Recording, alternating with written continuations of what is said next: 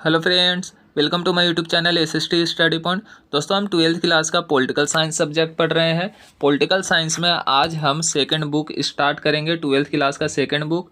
दोस्तों, दो बुक हैं, आपको पता है। पहला बुक जो है कंटेम्प्रेरी वर्ल्ड पॉलिटिक्स है और दूसरा बुक जो है politics in India since independence. तो फर्स्ट बुक में हमने जो पढ़ा था विश्व राजनीति के बारे में पढ़ा, वैश्विक मुद्दों के बारे में पढ़ा, वर्ल्ड पॉलिटिक्स के बारे में पढ़ा और फिर कई सारे कंट्रीज़ के बारे में पढ़ा, पावरफुल कंट्रीज़ के बारे में, इंटरनेशनल ऑर्गेनाइजेशन, इंटरनेशनल रिलेशन और इंटरनेशनल इश्यूज, इंटरनेशनल क्राइसिस, इन सब के बारे में हमने फर्स्ट बुक में पढ़ा था। ठीक है दोस्तों, भारत की भी वैश्विक स्तर पर स्थिति के बारे में पढ़ा था। लेकिन सेकंड बुक जो है, सेकंड बुक में हम क्या पढ़ेंगे, भारत जो है जब से आज़ाद हुआ था उसके बाद से लेकर भारत की स्थिति और उसके राजनीति के बारे में पढ़ेंगे। मतलब 1947 से लेकर अब जो है कंटेम्प्रेरी टाइम तक का 2022 तक का हम जो है इस बुक में सेकंड बुक में पढ़ेंगे। Okay friends. दोस्तों, सेकंड बुक का जो फर्स्ट चैप्टर हमारा वो है चैलेंजेस ऑफ नेशन बिल्डिंग, राष्ट्र निर्माण की चुनौतियाँ। तो इस चैप्टर में हम ये सब पढ़ेंगे कि भारत जो है जब स्वतंत्र हुआ था तो इसके सामने कौन कौन सी चुनौतियाँ थी। देखिए, भारत स्वतंत्र तो हुआ लेकिन स्वतंत्रता के साथ भारत का विभाजन भी हुआ। तो विभाजन के क्या कारण थे, क्या मेन कारण थे और विभाजन का जो है परिणाम क्या हुआ, इन सब के बारे में पढ़ेंगे। और साथ ही भारत को जो है एकता के सूत्र में बांधने में, एक भारत के एकीकरण में सरदार पटेल की क्या भूमिका रही, क्योंकि भारत जो था उस टाइम कई रजवाड़ों में बटा हुआ था। जैसा आप वर्तमान समय में भारत के नक्शे को देख रहे हैं या भारत के बारे में पढ़ रहे हैं, अखंड भारत के बारे में, उस टाइम ऐसा भारत नहीं था। तो कई रजवाड़ों में बटा हुआ था और सभी रजवाड़े के अलग अलग शासक हुआ करते थे। तो इन सबको एकता के सूत्र में किस प्रकार बांधा गया। तो स्वतंत्रता के समय भारत में लोकतंत्र की स्थापना किस प्रकार की गई, क्योंकि उस टाइम जो है लोकतंत्र स्थापित करना भी भारत के लिए एक बहुत बड़ी चुनौती थी। ठीक है दोस्तों, भारत एक विश्व का सबसे बड़ा लोकतांत्रिक देश है आज। तो भारत को जो है लोकतांत्रिक देश बनाने के लिए जो है कई सारी कठिनाइयों का सामना करना पड़ा था। तो इन सब के बारे में हम पढ़ेंगे। और साथ ही कई राज्यों का भी गठन किया गया था, कई नए राज्य बने थे, उन सब के भी बारे में पढ़ेंगे। और SRC स्टेट रीऑर्गेनाइजेशन कमीशन, राज्य पुनर्गठन आयोग के बारे में भी पढ़ेंगे। Okay friends. तो दोस्तों, हमारा जो सेकंड बुक का जो फर्स्ट चैप्टर है वो है राष्ट्र निर्माण की चुनौतियाँ, चैलेंजेस ऑफ नेशन बिल्डिंग। दोस्तों, काफ़ी आसान चैप्टर है और काफ़ी आसान शब्दों में मैं आपको समझाऊंगा। तो आप जो है ध्यान से सुने, एक बार में ही समझ में आ जाएगा आपको। तो दोस्तों देखिए, लगभग 200 वर्ष की अंग्रेजों की गुलामी के बाद 14-15 अगस्त 1947 की मध्य रात्रि को हिंदुस्तान आज़ाद हुआ। लेकिन इस आज़ादी के साथ देश की जनता को देश के विभाजन का सामना भी करना पड़ा। तो दोस्तों, अंग्रेज़ों का जो है लगभग 200 वर्षों तक शासन रहा था। आपको पता है, अंग्रेज़ आए, फिर वो सबसे पहले पुर्तगाली आए थे, अंग्रेज़ भी आए और फ्रांसीसी भी आए, डच भी आए। लेकिन अंग्रेज़ों ने जो है इन चारों में से सबसे ज़्यादा सालों तक शासन किया। ठीक है दोस्तों, सबसे पहले भारत कौन आए थे, पुर्तगाली आए थे। और कहाँ पर आए थे, 1510 में गोवा में आए थे। ठीक है, और फिर अंग्रेज़ भी आए। तो अंग्रेज़ जो है सबसे ज़्यादा सालों तक राज किया। ठीक है, 200 सालों के बाद जो हमारा देश भारत आज़ाद हुआ, कब हुआ, 15 अगस्त सन 1947 को, 1947 के मध्य रात्रि को आज़ाद हुआ। दोस्तों, भारत आज़ाद तो हुआ लेकिन भारत को जो है विभाजन का भी सामना करना पड़ा। तो देखिए, आज़ाद भी हुआ और विभाजन का भी सामना करना पड़ा। एक तरफ खुशी था और एक तरफ गम। एक तरफ खुशी किस चीज़ की थी कि हम जो है अंग्रेज़ों से आज़ाद हो रहे हैं। ठीक है, हमारा देश भारत आज़ाद हो रहा है, स्वतंत्र देश बन रहा है। दूसरी तरफ गम क्यों था, दुख क्यों थे, हम दुखी क्यों थे, क्योंकि भारत को जो है विभाजन भी होना था उसी समय। ठीक है, तो इसीलिए हम खुशी और गमी का दिन भी कहते हैं। 14-15 अगस्त को हम किस दिन से किस दिन के नाम से जानते हैं, खुशी और गम का दिन के नाम से भी जानते हैं। तो क्वेश्चन 1 नंबर में पूछ लिया जाता है खुशी और गम का दिन क्यों कहते हैं 14-15 अगस्त को। तो आपको जो है यही वाला पूरा लिखना पड़ेगा। ठीक है ना, यहाँ से यहाँ तक जो है ये पूरा आपको लिखना पड़ेगा। Okay friends. इसके बाद देखिए, संविधान सभा के विशेष सत्र में प्रथम प्रधानमंत्री जवाहरलाल नेहरू। भारत के प्रथम प्रधानमंत्री कौन थे, जवाहरलाल नेहरू थे, पता ही होगा सबको। भाग्यवधु से चिर प्रतीक्षित भेंट या ट्रिस्ट विद डेस्टिनी के नाम से भाषण दिया। अब देखिए, प्रथम सत्र में, संविधान सभा के प्रथम सत्र में भारत के जो प्रथम प्रधानमंत्री थे जवाहरलाल नेहरू, उन्होंने जो है अपने भाषण में इस शब्द का प्रयोग किया था, भाग्यवधु से चिर प्रतीक्षित भेंट। ठीक है ना, ट्रिस्ट विद डेस्टिनी, ट्रिस्ट है ये, ट्रिस्ट विद डेस्टिनी शब्द का प्रयोग किया अपने भाषण में। तो ये भी 1 नंबर में पूछा जाता है कि भाग्यवधु से चिर प्रतीक्षित भेंट शब्द का प्रयोग किस नेता ने किया था या किसने किया था? तो जवाहरलाल नेहरू ने। ठीक है दोस्तों, कब किया था? तो 14-15 अगस्त को ही किया था इन्होंने, और संविधान सभा के विशेष सत्र में किया था इन्होंने। तो ये जो है आपको लिखना पड़ेगा, 1-1 नंबर में यही सब पूछे जाते हैं, आप इनको जो है ध्यान दें इन पर। ठीक है, उसके बाद देखिए, आज़ादी की लड़ाई के समय 2 बातों पर सबकी सहमति थी। ठीक है, ये भी 1-2 नंबर में पूछा जाता है कि आज़ादी की लड़ाई के समय जो है 2 बातों पर सबकी जो सहमति थी वो कौन कौन सी बातें हैं? तो पहली जो बात है वो है, आज़ादी के बाद देश का शासन लोकतांत्रिक पद्धति से चलाया जाएगा। ठीक है, अब देखिए, भारत जब आज़ाद होगा, जो मतलब आंदोलन लड़ रहे थे आज़ाद कराने के लिए, देश को आज़ाद कराने के लिए, आपको पता होगा कि महात्मा गांधी जी द्वारा भी काफ़ी सारे आंदोलन चलाए गए थे देश को आज़ाद कराने के लिए। तो कई सारे जो नेता आंदोलन लड़ रहे थे देश को आज़ाद कराने के लिए, तो उन्होंने जो है पहले से ही मन बना लिया था कि देश जब आज़ाद हो जाएगा तो देश की जो शासन व्यवस्था होगी वो किस पर आधारित होगी? लोकतांत्रिक व्यवस्था पर आधारित होगी। ठीक, तो इस पर जो है थी सबकी सहमति थी, पहली बात तो ये थी।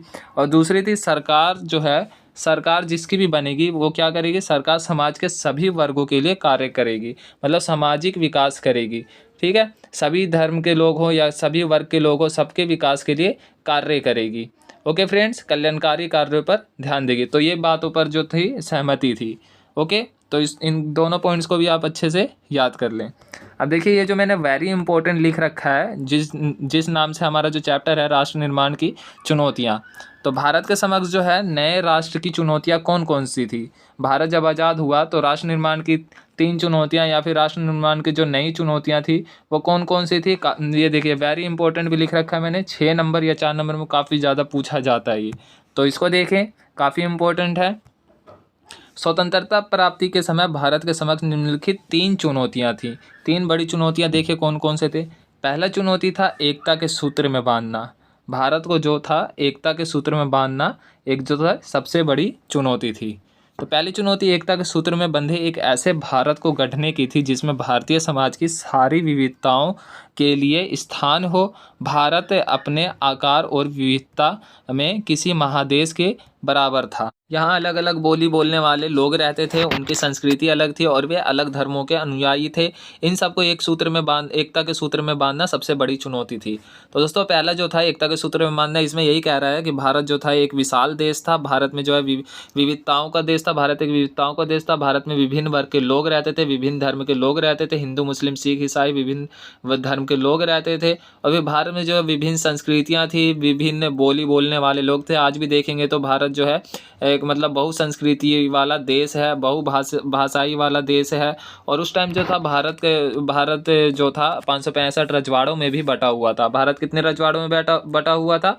565 रजवाड़ों में, 565 प्रिंसली स्टेट में बटा हुआ था। तो इन सबको एकता के सूत्र में बांधना एक सबसे बड़ी चुनौती थी भारत के सामने। ठीक है दोस्तों, एक अखंड भारत का गठन करना सबसे बड़ी चुनौती थी भारत के सामने, यह पहली चुनौती थी। ओके, राष्ट्र निर्माण की पहली चुनौती थी। दूसरी चुनौती देखिए राष्ट्र निर्माण की, लोकतंत्र की स्थापना करना। स्वतंत्र भारत के समक्ष दूसरी चुनौती लोकतंत्र को कायम करने की थी, क्योंकि उस समय अधिकतर भारतीय लोग अशिक्षित थे। उन्हें लोकतंत्र के बारे में समझाना एक कठिन कार्य था। इसके पश्चात भारत ने संसदीय शासन पर आधारित प्रतिनिधि मूलक लोकतंत्र को अपनाया। अब देखिए, दूसरी चुनौती जो थी भारत के सामने वो थी लोकतंत्र की स्थापना करना।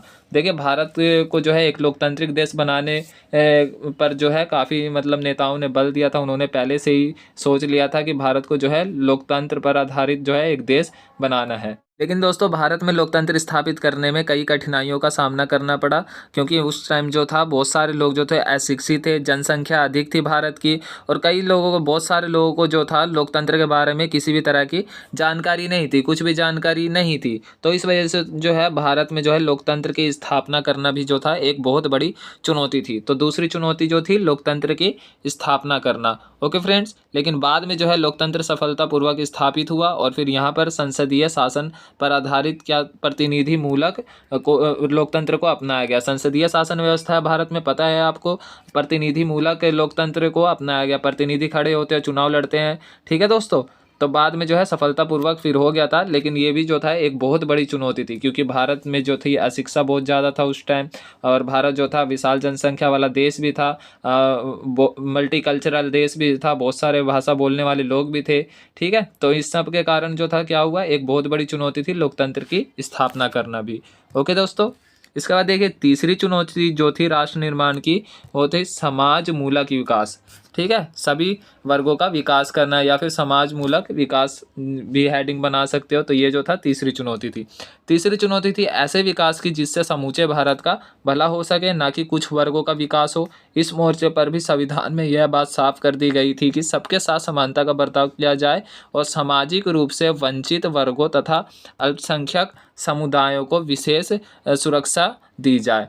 तो देखिए दोस्तों, तीसरी जो चुनौती थी वो थी विकास करना, समाजमूलक विकास करना या फिर समान विकास करना। भारत में कई धर्म एवं जाति के लोग रहते हैं, साथ ही अल्पसंख्यक और बहुसंख्यक धार्मिक लोग भी रहते हैं। तो सरकार के लिए यह एक बहुत बड़ी चुनौती थी कि मतलब ऐसे नीति का निर्माण किस प्रकार किया जाए जिससे सभी वर्ग एवं धर्म के लोगों का विकास हो सके, अल्पसंख्यकों का विकास हो सके, किसी भी मतलब अल्पसंख्यकों को इस तरह की भावना उनमें उत्पन्न ना हो कि जो है उनके हितों का जो है वह अवहेलना की जा रही है, उनके विकास की तरफ या उनकी तरफ जो है सरकार ध्यान नहीं दे रही है। तो ये भी जो थी एक बहुत बड़ी चुनौती थी। समाजमूलक विकास, सभी वर्गों का विकास करना भी एक बहुत बड़ी चुनौती थी। इसके लिए जो है संविधान में कई तरह के प्रावधान किया गया, अल्पसंख्यकों के लिए आरक्षण का भी प्रावधान किया गया। ओके फ्रेंड्स, तो दोस्तों ये जो थी राष्ट्र निर्माण की 3 चुनौतियां थी, काफ़ी इंपॉर्टेंट है ये तीनों। इन तीनों को जो है आप हेडिंग के साथ याद कर लें। क्वेश्चन भी आता है कि स्वतंत्रता के समय भारत के समक्ष 3 चुनौतियां कौन सी थी, या राष्ट्र निर्माण की 3 चुनौतियां कौन सी है, वर्णन करें। 6 नंबर में पूछा जाता है ये तीनों। तो इन तीनों को जो है आप ऐसे ही 5-5, 6-6 लाइन में लिख सकते हैं, हेडिंग के साथ लिखना पड़ेगा तभी मार्क्स मिलेंगे। और आप जो है सेम याद करके भी एग्ज़ाम में लिख सकते हैं, नंबर इसमें कटेंगे ही नहीं, काफ़ी आसान है ये। ठीक है दोस्तों, ये काफ़ी इंपॉर्टेंट क्वेश्चन इसलिए बन जाता है क्योंकि हमारे चैप्टर का नेम भी जो है वो है चैलेंजेस ऑफ नेशन बिल्डिंग। ठीक है ना, राष्ट्र निर्माण की चुनौतियाँ। तो इसीलिए जो है ये क्वेश्चन जो है काफ़ी इंपॉर्टेंट बन जाता है और बहुत बार पूछा भी गया है। लास्ट ईयर एग्ज़ाम में भी पूछा गया है और अभी फर्स्ट टर्म एग्ज़ाम में भी आया हुआ है ये 6 नंबर में। ओके, तो इसको आप अच्छे से याद कर लें। दोस्तों अगला टॉपिक जो आता है हमारा, वो आता है लोकतंत्र स्थापित करने में भारत के समक्ष चुनौतियां। दोस्तों हमने अभी राष्ट्र निर्माण की चुनौती में हमने सेकंड चुनौती जो पढ़ा था, वो पढ़ा था कि लोकतंत्र स्थापित करने की चुनौती भारत के समक्ष एक बड़ी चुनौती थी। तो उसी के बारे में हम पढ़ेंगे कि भारत जो है लोकतंत्र स्थापित किया, तो लोकतंत्र स्थापित करने में भारत के समक्ष मतलब चुनौतियाँ कौन कौन सी आई, या लोकतंत्र स्थापित करने में क्या चुनौती आई। ठीक है, ये क्वेश्चन भी बन जाता है, इस पर 4 नंबर 6 नंबर में पूछ लिया जाता है। तो देखिए लोकतंत्र स्थापित करने में भारत को किन समस्याओं का सामना करना पड़ा। पहला जो है निष्पक्ष चुनाव कराना। पहला है निष्पक्ष चुनाव कराना, यह एक बहुत बड़ी समस्या थी। विशाल भारत में मताधिकार प्राप्त वयस्कों की सूची बनाना एक अत्यंत कठिन कार्य था, क्योंकि अनपढ़ व अंधविश्वासी लोग अपनी महिलाओं के विषय में पूर्ण जानकारी नहीं देते थे। कई स्थानों पर महिलाओं के नाम के आगे आभा की बेटी या बेला की बेटी लिखा गया, जिनको चुनाव आयोग ने मानने से इनकार कर दिया। तो देखिए पहली जो चुनौती थी लोकतंत्र स्थापित करने में, वो था निष्पक्ष चुनाव कराना था। तो निष्पक्ष चुनाव कराना जो क्यों कठिन था, क्योंकि जो था कई सारे जो मताधिकार थे उन्हें जो है लोकतंत्र के बारे में कोई जानकारी नहीं था, और मतदाता सूची तैयार करना भी काफ़ी कठिन था। क्यों कठिन था, क्योंकि बहुत सारे संख्या में जो था पहली बार चुनाव हो रहा था। भारत जो था विशाल जनसंख्या वाला देश था। ठीक है, और कई सारे जो लोग थे महिलाओं के बारे में जो मतलब पूरी जानकारी नहीं देते थे, और जानकारी देते भी थे तो अपने पेरेंट्स के नाम लगा कर देते थे। जैसे आभा की बेटी, ये लिखा हुआ है ना, आभा की बेटी। तो इस तरह से जो था, इस तरह के नाम को मतदाता सूची ने मतलब मानने से, चुनाव आयोग ने मानने से इनकार कर दिया। मतदाता सूची में इस तरह से नाम नहीं होंगे। अब देखिए अभी जो हमारा मतदाता सूची में हमारा नाम आ जाता है, घर पे जो पर्ची आता है, तो उसमें ऐसे थोड़ी लिखा रहता है। पहले हमारा नेम लिखा रहता है, फिर पेरेंट्स का नेम लिखा रहता है ना। लेकिन इन्होंने क्या किया कि अपने साथ साथ अपने पेरेंट्स का भी नाम बताया। जैसे आभा की बेटी आप देख सकते हैं, इन्होंने जो है मतदाता सूची में नाम लिखाने के लिए आभा की बेटी बताया, अपना नाम सही से नहीं बताया। तो इस तरह से निष्पक्ष चुनाव कराना एक जो था सरकार के समक्ष एक कठिन कार्य था। मतदाता सूची तैयार करना, लोगों की जो लिस्ट बनाना जो था एक कठिन कार्य था। तो भारत में जो है लोकतंत्र स्थापित करने की जो सबसे पहली जो चुनौती थी, पहली जो कठिनाई, वो क्या आया, निष्पक्ष चुनाव कराना। ओके, इसके बाद देखिए दूसरा जो चुनौती है लोकतंत्र स्थापित करने में जो भारत के समक्ष आया था वो था अत्यधिक मतदाताओं की संख्या। उस समय देश में 17 करोड़ मतदाता थे। इतने बड़े स्तर पर विश्व में किसी देश में कार्य नहीं हुआ था। इनमें केवल 15% ही साक्षर थे। दोस्तों उस समय जो भारत में मतदाताओं की जो संख्या थी वो थी 17 करोड़, और इतने ज़्यादा संख्या में किसी भी देश में मतदाता नहीं थे। इतने बड़ी संख्या में कहीं पर भी चुनाव नहीं हुआ था। ठीक है दोस्तों, और इसमें केवल जो थे 15% ही क्या थे, साक्षर देश थे। तो 15% इतने मतलब अधिक जनसंख्या में थोड़े से लोग पढ़े लिखे होंगे तो चुनाव कराने में कठिनाई तो आएगी। तो दूसरी कठिनाई क्या थी, अत्यधिक मतदाताओं का संख्या होना। ठीक है, इसके बाद तीसरा जो मतलब लोकतंत्र स्थापित करने में जो कठिनाई आया वो क्या आया, मतदाता पत्ती। एक अलग तरह का मतदाता पत्ती अपनाया गया। साक्षरता की कमी व अत्यधिक जनसंख्या के कारण चुनाव आयोग को एक विशेष चुनाव पत्ती को अपनाना पड़ा, जिसमें विभिन्न उम्मीदवारों के लिए अलग अलग मतपेटियां रखी गई। देखिए दोस्तों भारत में जो थे उस समय काफ़ी लोग जो थे साक्षर नहीं थे, साक्षरता की कमी थी और अत्यधिक जनसंख्या वाला देश था भारत।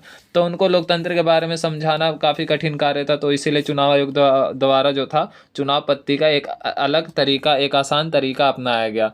उसके लिए क्या किया गया, जो भी उम्मीदवार खड़े थे, मान लो 4 उम्मीदवार खड़े हुए हैं तो चारों के लिए क्या किया गया, 4 मतपेटियां रख दी गई, और जिनको भी मतलब ठीक लगे वो उनमें पर्ची डाल देते थे, उस मतपेटी में पर्ची डाल देते थे, और जिस मतपेटी में अधिक पर्ची निकलता था उसे विजेता घोषित कर दिया जाता था।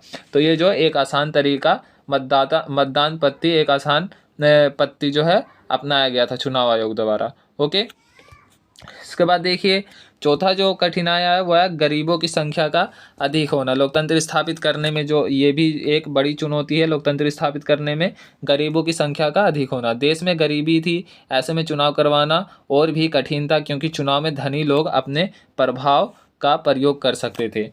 अब आप देख सकते हैं कि वर्तमान समय में भी होता है, चुनाव के समय जो है मजदूर लोगों को या छोटे लोगों को उनको क्या किया जाता है, जिनको अपने वोटिंग राइट से सही से पता नहीं होता है, वोटिंग राइट्स की वैल्यू पता नहीं होता है, उनको क्या किया जाता है, बस वो ड्रिंक करने के लिए कुछ पैसे दे दिए जाते हैं या दारू की बोतल, शराब की बोतल दे दी जाती है, उसी में वो खुश हो जाते हैं और वो वोट दे देते हैं किसी को। तो धनी लोग जो है इस तरह का तरीका अपनाते हैं वोट लेने के लिए। तो उस टाइम भी क्या था कि गरीबों की संख्या अधिक थी।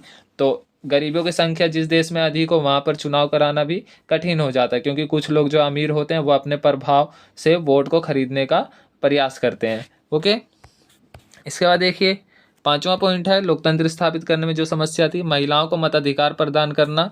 ये जो है महिलाओं को भी उस टाइम मताधिकार प्रदान किया गया। भारत में वयस्क मताधिकार के अंतर्गत महिलाओं को भी मताधिकार दिया गया। वयस्क मताधिकार कौन होते हैं, उस टाइम जो था 21 साल था, लेकिन अब जो है 18 वर्ष कर दिया गया है। तो 18 वर्ष के सभी व्यक्ति जो है वयस्क हो जाते हैं और सभी को वोट देने का अधिकार मिल जाता है। तो महिलाओं को भी मताधिकार दिया गया था, जबकि उस समय विश्व के कई देशों में महिलाएं इस अधिकार से वंचित थी। अतः प्रजातंत्र की स्थापना के लिए वयस्क मताधिकार को अपनाना एक जोखिम भरा निर्णय था। विदेशों में लोगों को विश्वास था कि भारत में वयस्क मताधिकार असफल रहेगा। तो भारत में जो है वयस्क मताधिकार अपनाया गया और साथ ही भारत में महिलाओं को भी वोट देने का अधिकार दिया गया। और उस टाइम जो है कई देशों में महिलाओं को वोटिंग राइट्स प्राप्त नहीं था, क्योंकि कई लोगों, जो पश्चिम के जो लोग थे, जो विचारक थे, उनका मानना था कि वयस्क मताधिकार जो है सफल नहीं हो पाएगा भारत में, क्योंकि उस टाइम जो है केवल कुछ ही वर्गों को, सीमित वर्गों को, अमीर वर्गों को जो है वोट देने का अधिकार दिया जाता था। लेकिन भारत में क्या किया गया, सभी व्यक्ति को जो वयस्क के हो गए, 21 वर्ष के हो गए, उन सभी को वोट देने का अधिकार दे दिया गया था। आज जो है 18 वर्ष है वयस्क मताधिकार की उम्र, लेकिन उस टाइम जो था स्वतंत्रता के समय 21 वर्ष था। ठीक है, तो ये भी जो था एक कठिन कार्य था। सभी को जो है वयस्क मताधिकार के आधार पर चुनाव कराना एक कठिन कार्य था। सभी को वयस्क मताधिकार देना एक कठिन काम था। ठीक है दोस्तों, तो ये सब जो है भारत में लोकतंत्र स्थापित करते समय इन सब कठिनाइयों का सामना करना पड़ा, और इस तरह अंत में जाकर जो है भारत एक लोकतांत्रिक देश बना, और आज वर्तमान में जो है भारत विश्व का सबसे बड़ा लोकतांत्रिक देश है। ओके फ्रेंड्स, तो आज की वीडियो जो है हम यहीं पर रोकते हैं, नहीं तो वीडियो जो है काफ़ी बड़ी हो जाएगी। दोस्तों आई होप कि आपको जो है काफ़ी आसान शब्दों में समझ में आ गया होगा और आप जो है इनको नोट करके सेम टू सेम याद करके एग्ज़ाम में लिख सकते हैं। आपको जो है फुल मार्क्स मिलेंगे। ओके फ्रेंड्स, दोस्तों अगर आपने अब तक हमारे YouTube channel SST study point subscribe नहीं किया तो सब्सक्राइब कर दें। आपको जो है इसी तरह आसान शब्दों में वीडियो मिलते रहेंगे। ओके दोस्तों, चैप्टर से संबंधित अगली वीडियो मैं जल्दी ही लेकर आऊँगा। दोस्तों अगर वीडियो अच्छी लगी हो तो लाइक करें, कमेंट करके बताएं और अगर आप नए हैं तो चैनल को सब्सक्राइब ज़रूर कर दें।